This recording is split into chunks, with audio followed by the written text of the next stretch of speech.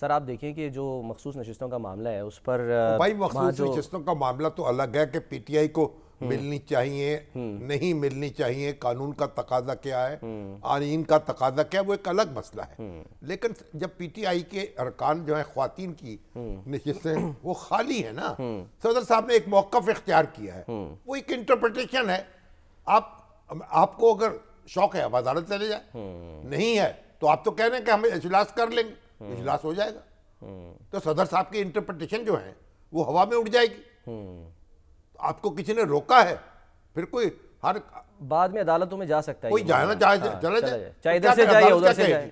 जब हाउस की मेजॉरिटी मौजूद होगी, कुल हाउस की मेजॉरिटी, यानी एक तो ये हो ना कि अगर इलेक्शन होता है तो एक दो नशिस्तों का, एक दो वोटों का फर्क हो, वजीर आजम के दो कैंडिडेट जो लड़ रहे हैं उनमें एक वोट की अक्सरियत से एक जीत जाए और उसके टोटल मेजॉरिटी उसके पास ना हो, तो आप कहें कि जनाब ये देखिए अगर वो ख्वातीन होती तो नतीजा मुख्तलिफ होता।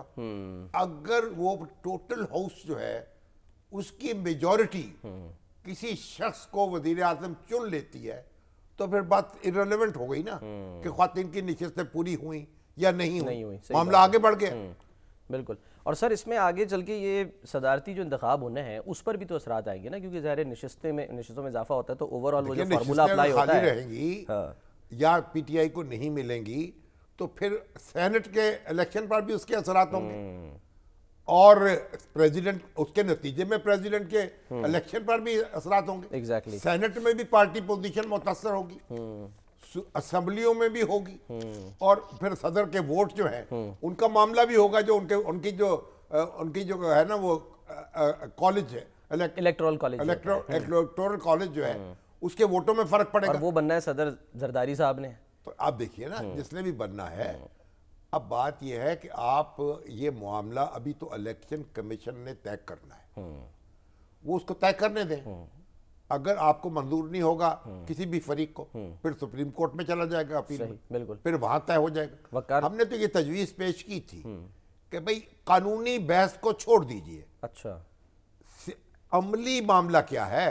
लोगों ने वोट दिए हैं ना पीटीआई को और वो उन वोटों की बुनियाद पर नशिस्तें मिलनी चाहिए ना। तो वो पीटीआई है या सुन्नी इत्तेहाद है, चलिए टेक्निकलिटीज जो भी हो तो आप कानून में तरमीम कर देते, निगरान हुकूमत तरमीम करके इलेक्शन एक्ट में और उनको मौका दे हक दे देती और उनकी औरतें वहां आ जाती या ऑर्डिनेंस पास भी हो जाता।